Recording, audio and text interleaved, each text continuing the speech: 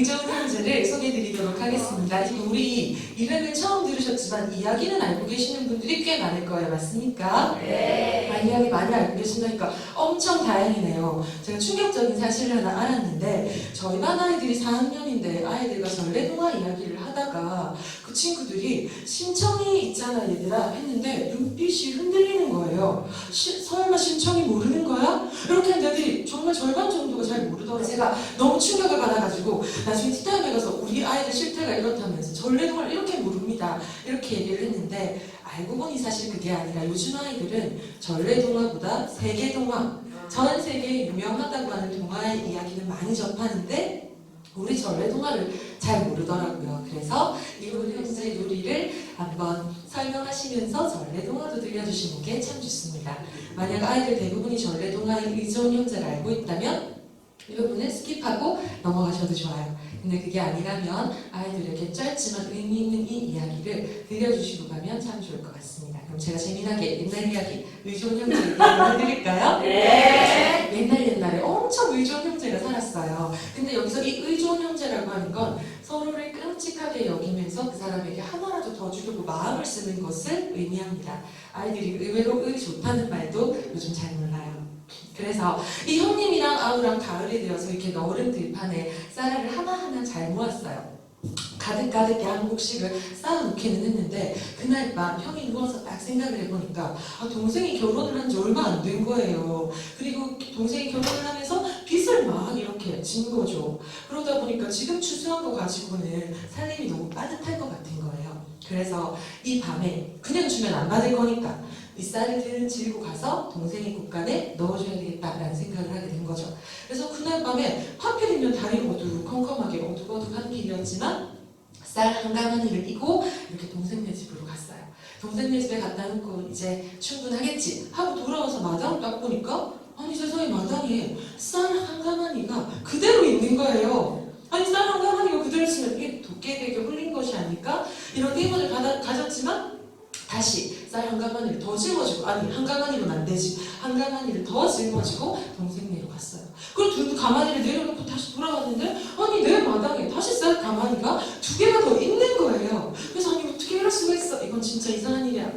그렇지만 다시 쌀 세 가마니를 주고 이렇게 물두렁이를 막 가는 거예요. 너무 무거워서 끙끙 앓으면서 갔는데 너무 힘들어서 이제 땀만 보고 가다가 탁 누군가랑 부딪혀가지고 뒤로 탁 낮아빠진 거죠. 마침 그때 이 달을 가리고 있던 구름이 스르르륵 사라지면서 부딪힌 사람을 딱 살펴보니까 누구였을까요? 동생이었단 거예요. 동생이 그 뒤에 또 쌀 세 가마니를 이고 지고 이 눈길을 달려오고 있었던 거예요.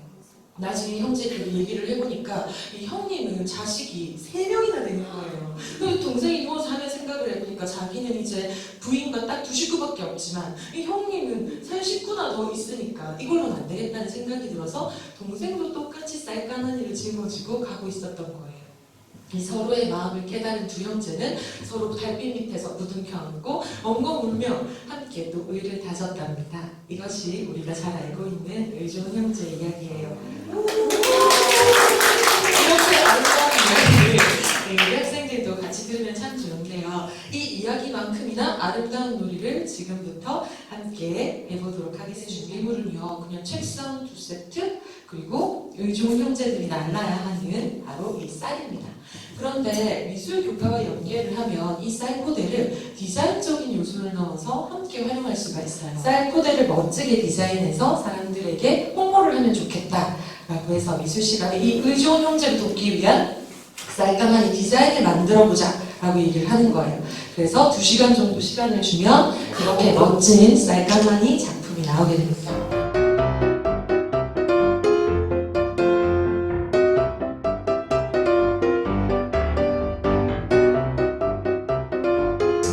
시간이 부족하셔서 시간 1시간 정도의 놀이만 해야 되겠다 생각하시면 빈 쌀 포대를 주시면서 여기에 쌀 이름만 붙여보아라 라고 하시면 될 것 같아요. 그러면 우리도 지금 짧은 시간이지만 같이 쌀 포대 디자인을 한번 해보도록 할까요?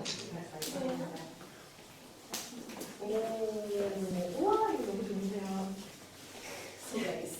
네, 선생님 쌀 만들기가 아주 성공적으로 잘 이루어진 것 같아요. 제가 보니까 굉장히 신박한 이름의 쌀도 많이 있고 또 평범한 쌀도 있긴 있어요. 어쩔 수 없네요. 그러면 몇 가지 우리 좋은 쌀을 서로 공유해볼까요? 네, 선생님 쌀이 굉장히 인상적인데요. 선생님 쌀 좀 소개해 주시겠어요? 네.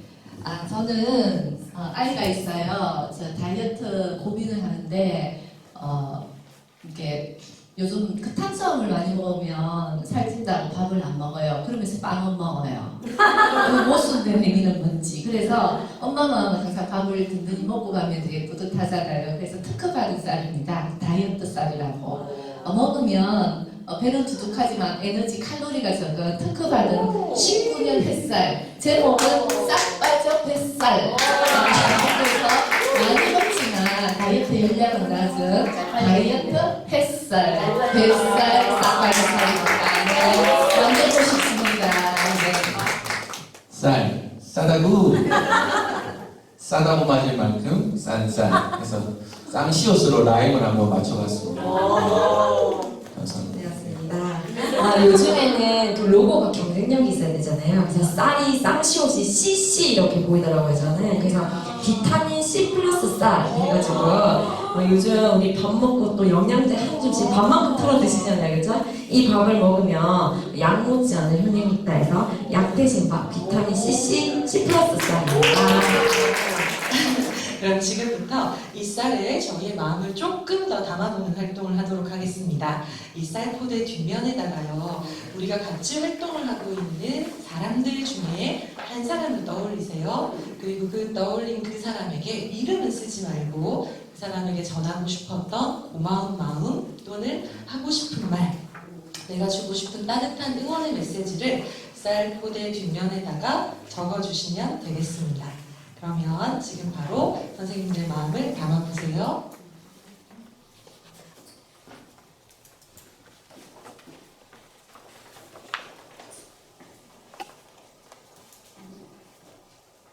네, 쌀 뒤에 이제 선생님들의 응원의 메시지와 감사나 고마운 마음을 담은 메시지가 잘 전달되었다면 이 메시지가 유출되지 않도록 포장을 잘 하셔야 됩니다.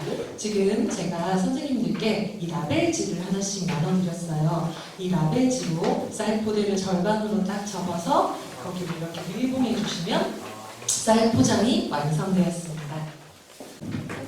네, 그럼 지금부터 우리가 추수한 쌀이 이렇게 많이 모였으니 의좋은 형제가 되어가지고 이 쌀 포대를 정말 서로에게 아낌없이 나누어주는 경험을 해야 될 것 같아요. 그럼 먼저 누가 아우이고 누가 형님인지를 정해야 하지 않겠습니까?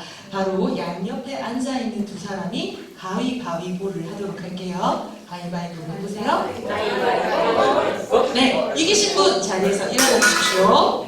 네, 이렇게 운 좋게 이기신 분들은 아웃님이 되시도록 하겠습니다. 아웃님들은 이쪽으로, 그리고 관대하게 져주신 분은 형님이 되실 테니까 이쪽 편으로 와주세요. 보시고 나면 두 줄로 서주시면 되겠습니다. 역시 아웃팀이 훨씬 빨라요. 그런데 제가 한 줄이라고 했던가요? 두 줄이라고 했던가요? 네, 맞습니다. 두 줄로 서주세요. 예. 자, 이렇게 두 줄로 줄을 서는 이유는 바로 우리에게 매우 중요한 인물을 뽑아야 하기 때문이에요. 지금은 두 명씩 짝이 딱딱 맞지만 우리가 짝수가 아닌 홀수인 경우에는 자동으로 위대하신 인물 홍길동님이 탄생해야 됩니다. 그런데 지금은 짝이 딱 맞기 때문에 홍길동님이 되어주실 분 각 팀에서 한 명씩을 자원해서 맡겠어요. 그러나 홍길동이 무슨 역할을 하는지 아직은 비밀입니다. 어떤 일을 할지는 모르겠는데 내가 홍길동이 되어보고 싶다 하시는 분 계시면 자원해 주십시오. 와, 저렇게 홍길동이야? 그러시네요. 아직 홍길동 하실 거예요. 네, 좋아요. 그러면 두 분의 홍길동님을 앞으로 모시도록 하겠습니다. 홍길동님은 앞으로 오셔서 쌀을 각각 똑같은 숫자로 나눠주시기 바랍니다. 나머지 분들은요, 제가 시간을 드릴 테니 형님 팀은 형님 팀의 응원구를 만드시고요, 아웃 팀은 아웃 팀의 응원구를 만들어주세요. 그 사이에 저는 집을 각각 만들도록 하겠습니다. 네, 그러시고요. 자, 동그랗게 서야만 한답니다. 그렇다면 아웃 팀의 동그랗게 선 채로 하는 응원을 먼저 한번 보도록 하겠습니다. 아웃 팀, 응원 준비, 시작! 아웃!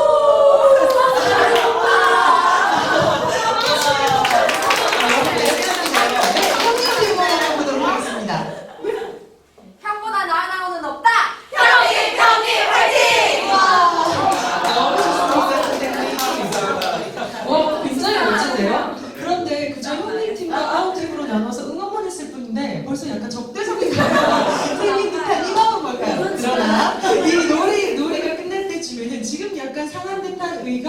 좋아질 수밖에 없을 거니까 기대해주세요. 자, 그러면 홍길동님께서는 저쪽 끝에 가서 아웃팀의 집에 쌀을 놓아주시기 바랍니다. 형님 팀은 이쪽에 쌀을 놓아주세요. 자, 그러면 아까 두 줄씩 선 채로 형님 팀은 요 앞쪽에 두 줄씩 서주시면 되고요. 아웃팀은 두 줄씩 저 아웃팀 집 앞에 줄 서주시면 됩니다.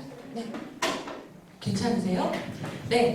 선생님들께서 응원구호를 만드시는 동안 제가 집을 만들었어요. 교실에서 하실 때는 책상 한 줄, 책상 하나, 가운데 남은 의자 두 개만 있으면 집과 길이 완전히 준비가 되었습니다. 자, 이 책상 위에 있는 것은 집과 그리고 쌀이에요. 홍길동의 역할이 드디어 여기서 밝혀집니다. 우리의 목표는 이 팀이 쌀을 들고 저쪽에 있는 아웃팀에게 전달하는 거잖아요. 근데 쌀 가만히 지는 게 쉽습니까? 어렵습니까? 어렵고 얼마나 무겁습니까? 그냥 손으로 들고 가면 이게 무슨 놀입니까? 그래서 제가 지금부터 쌀을 옮기는 방법을 안내드리도록 할게요. 두 분 선생님 잠시 저를 도와주시겠어요? 네, 그러면 등과 등을 맞대고 서주시기 바랍니다. 네, 요 사이에 쌀을 끼울 거예요.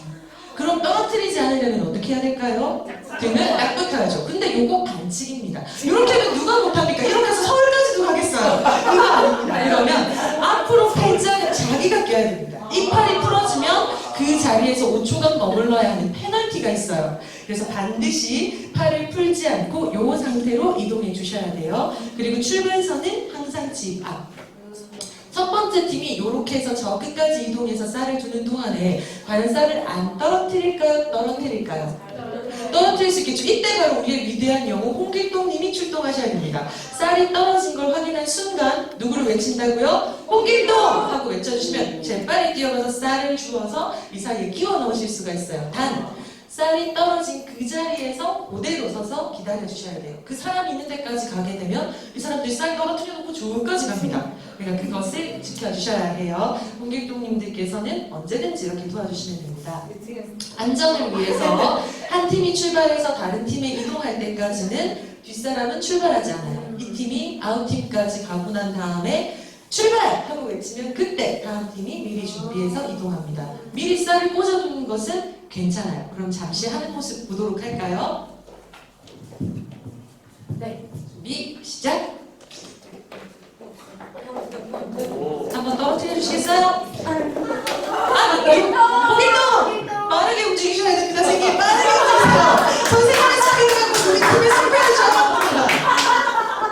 네, 쌀을 내릴 때는 손으로 내리셔도 괜찮아요. 그때 출발하면 다음 팀 미리 출발해서 계속 이것을 제한된 시간 안까지 반복하시면 되겠습니다.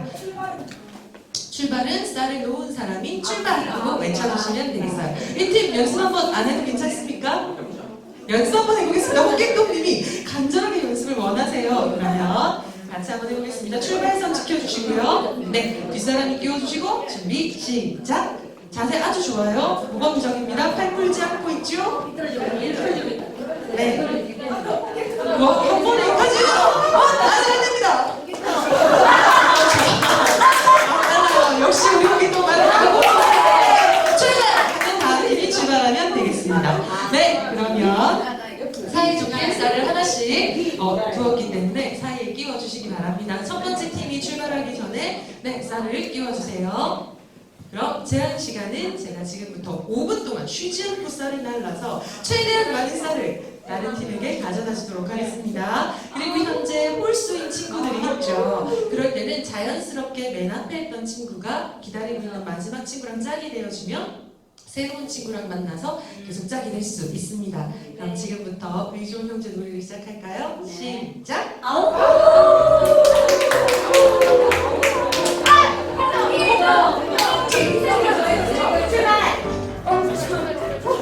네, 출발하세요. 빠르게 출발하세요. 빠르게 출발하세요. 네, 좋아요. 출발!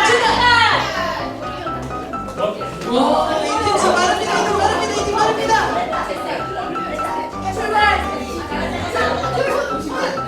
우와! 저희가 제일 앞서게 나죠. 네, 출발!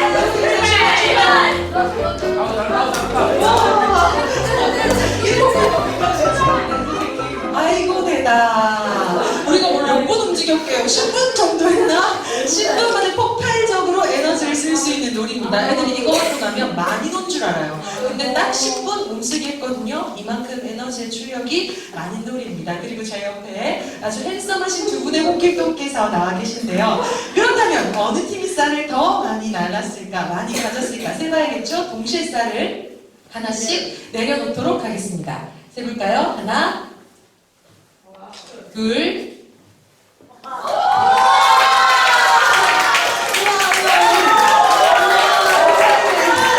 너무 대단하시다, 선생님.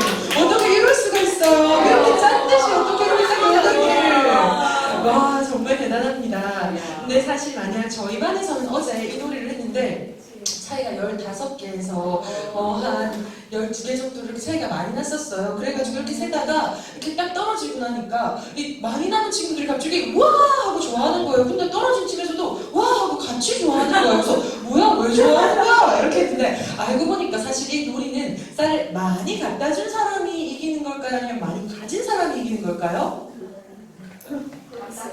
자, 우리가 나르는 게 목적이었기 때문에 많이 주는 사람이 이기는 것 같지만 많이 준 사람은 많이 줬기 때문에 기분이 좋아서 이긴 줄 알고 쌀을 많이 받은 사람은 가진 쌀이 많은 부자가 되었으니까 많아서 부자가 돼서 이긴 줄 알고 좋아해요. 그래서 선생님 누가 이긴 거예요? 이렇게 부를 때 저는 이렇게 얘기해 줍니다. 이 노래는 의존 형제 노래이기 때문에 승패는 없단다. 우리 모두가 이긴 거지. 뭐 이렇게 하면 애들이 깜짝 놀라면서 노래 이런 게 어딨어요? 이러면서 와 이렇게 진짜 감동을 받아요.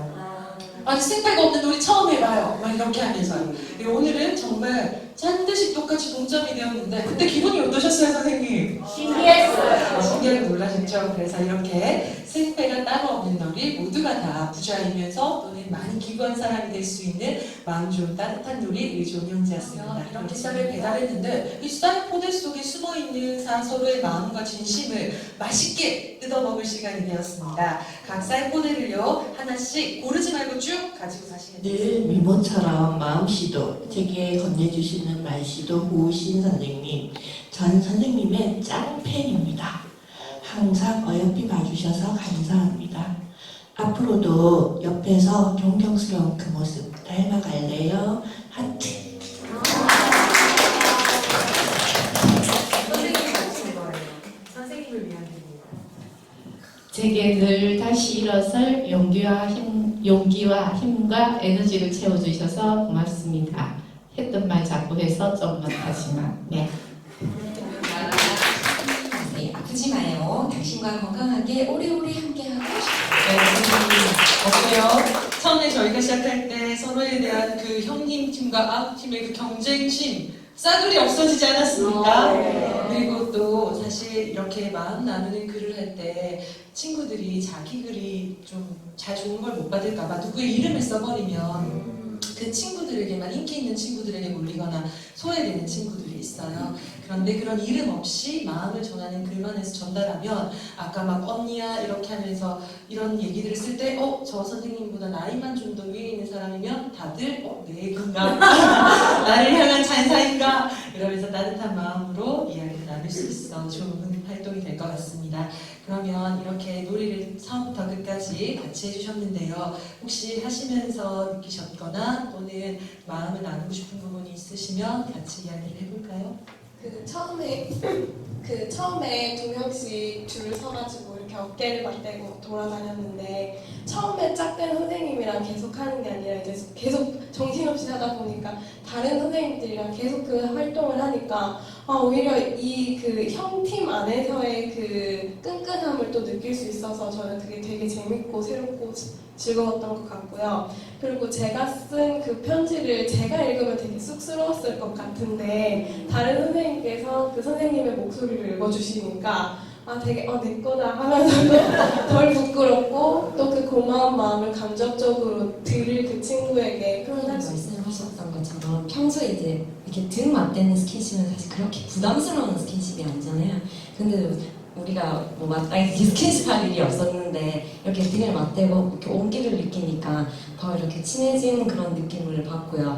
그리고 아무래도 아이들은 놀이를 하다 보면 승패에 빠지는데 승패가 없다 이렇게도 약간 미지근한 느낌을 받는 친구도 분명히 있을 거예요. 근데 이제 놀이의 마무리에 그런 걸 다 얘기를 나누고 나서 이렇게 여러 번 활동을 하니까 되게 따뜻해지고 되게 좋은데, 저는 이제 이제 결혼을 한다는 특별한 얘기를 해서 선생님들이 생각이 나셔가지고 많이 적어주셨는데, 이걸 듣는 입장이 되니까 너무 더 좋은 거예요. 그래서 어차피 이게 아웃팀 것만 이렇게 공유하고, 형 팀은 형 팀 것만 이렇게 공유를 했잖아요. 그러니까 아웃 팀은 형 팀 중에 고마운 사람한테 이렇게 써라, 대신 이름을 쓰지 말고, 형 팀은 아웃 팀 중에 고마운 사람한테 이렇게 써봐라, 이렇게 하면 아무래도 좀 그 고마움을 전할 수 있는 그 범위를 좁혀주니까 더 많은 애들한테 골고루 고마움의 메시지가 갈 것 같아서, 그렇게 해봐도 좀 좋을 것 같다는 그런 아이디어를 생각을 해봤습니다. 간단한 놀이 속에 이렇게 다양한 감정이 이렇게 드라마틱하게 이렇게 전개가 되는 놀이여서 처음에는 의존 형제 놀이로 시작해서 되게 이제 따뜻한 형제로 우리도 저런 놀이를 하겠구나 했는데 막상 해보면 또 경쟁이야. 이 경쟁을 했다가 마지막에 이 봉투를 또 열어보면서 좀 두근두근 설레임 하면서 마지막에 사실은 저도 저 선생님도 생각나고 모두에게 어떤 힘을 주는 말, 평소에 못했던 말들, 메시지를 전하고 싶었으나 굳이 이제 한 사람을 선택해야 되니까 그 사람을 생각하면서 말을 그 글을 쓰고 있는 내 마음도 되게 흐뭇한데, 이게 비록 내 글이 아니지만 맞아, 선생님한테 이런 말씀을 전달해드리고 싶었는데 다른 사람의 글을 빌려 목소리를 전달해드릴 수 있다는, 그래서 정말 되게 선진 선생님을 닮은 역동 그 자체의 놀이라고 생각합니다.